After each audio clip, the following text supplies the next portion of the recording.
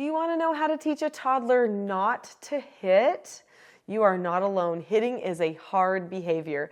I am Nicholeen Peck, and I teach parenting, good communication, and how to build strong family bonds all over the world through the lens of the principle self-government. And in this video, we are talking about toddlers and hitting.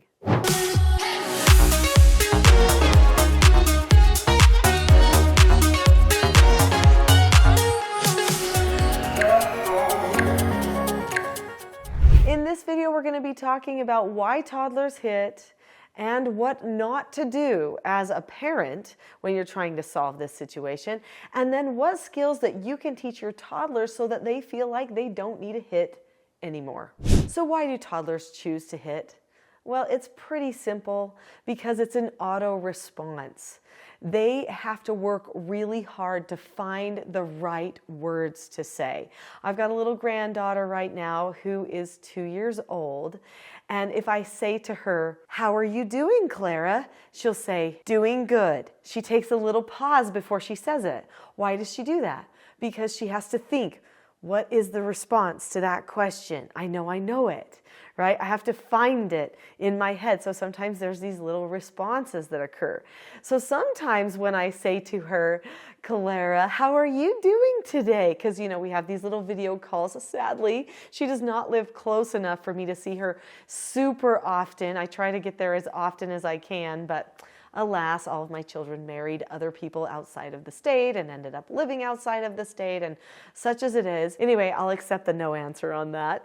So sometimes when I say to Clara, "Clara, how are you doing today?" she'll go, "Ugh," and she'll just make a little sound. This is because she didn't stop and think how she was doing. Maybe she also just wanted to be silly. I mean, let's be real, she is at that stage too. But sometimes she'll just make little sounds instead of express herself because she doesn't want to take the time to use the words. And she is incredibly verbal. She can do the skill disagreeing appropriately. She can do corrections for things for herself. She can talk about satellites and big words and big things. But if she doesn't feel like she's in the mood because she's a little lazy, she'll just kind of grunt and make noises. It takes work for them. We have to recognize that. So why do toddlers sometimes hit each other or just yell or those types of things? Because it's more simple. Maybe they're feeling lazy and they're getting an emotional thing that's happening and they don't want to stop themselves long enough to think, what words should I say right now? And then they might not even have the skills to have the words to say yet. So that's another thing. So we need to help them to develop some skills and some cue phrases, things that they can use so that they don't just go to those auto responses all the time. If you've subscribed to this channel already, you know that I do not advocate for spanking children. I do not advocate for hitting children at all. I am very much an advocate for calmness, deliberateness, assertiveness in parenting, teaching children and parents how to govern themselves, but to do it with firmness. So I do not advocate for parents hitting their children in order to teach the children not to hit. This is a very common practice, but it often backfires on children. Many times when parents start hitting their children to teach the child not to hit, or biting their children to teach the child not to bite, it actually teaches the child that that is the way to handle a circumstance because now even the parents around them are doing it. And the children, especially the ones who are fighters and like to fight back about things, they will actually start hitting even more. So it isn't a good idea to resort to hitting. Now that may surprise you because I know some people say that's what stopped their child from hitting. In fact, I can even say with one of my children, he hit a friend of his hit him back.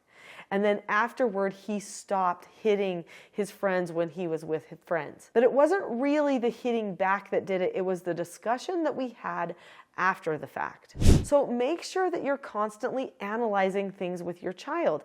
Analyze what they felt inside before they hit. Did they feel frustrated? Did they feel angry or annoyed? Help them to be able to give that a word. Describe it to them, what it feels like, and help them label it, such as with the word frustrated, or I feel shaky inside. Okay, I'm shaky. That means I'm frustrated. So now I need to stop myself, and I need to take a deep breath first, right? In fact, teaching your child how to take deep breaths for self-regulation in any of the moments that you find yourself with your child is going to be incredibly beneficial. Children can start to learn self-regulation when they're babies and can't even talk yet. When you teach them to take deep breaths by breathing on their hand, and saying deep breath teaches them that then later when you say, let's take deep breaths, that they can do that. Then when you see your child getting frustrated, when they're a toddler, they have a few more words at their disposal, you could say, right now it looks like you're getting frustrated. Let's stop and take some deep breaths. And then mommy will tell you how to talk about this. That is going to help the child go to front brain and see a different way to handle the situation.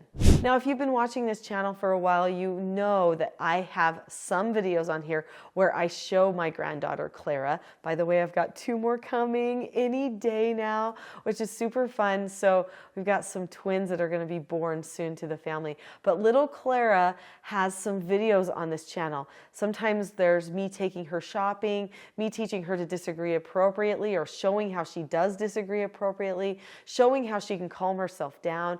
I highly recommend looking at some of those videos with her so that you can see what truly is possible with a toddler. So anyway, when you are teaching your child to regulate themselves as far as to understand what calm is and what it isn't, this is going to be the first and biggest step at teaching them not to hit, because then they can start to identify, oh, I'm not being calm, I need to stop and I need to take a deep breath.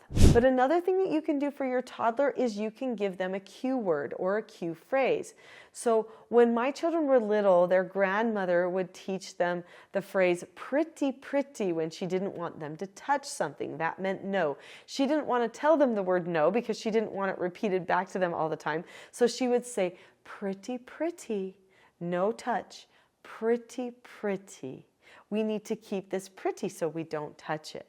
And so the children learned that on not touching certain things. So I thought, well, why not teach them a cue phrase about everything? So I would teach them soft touch, right? So there's soft touch and then there's hard touch, right? And we would practice what's hard, what's soft touch. So then when they were interacting with their friends, if I would see them start to get frustrated, I would say, oh, soft touch. Soft touch. Or you might teach them calm. Take a deep breath. The biggest thing is, in order to give those cue phrases, you have to be paying attention.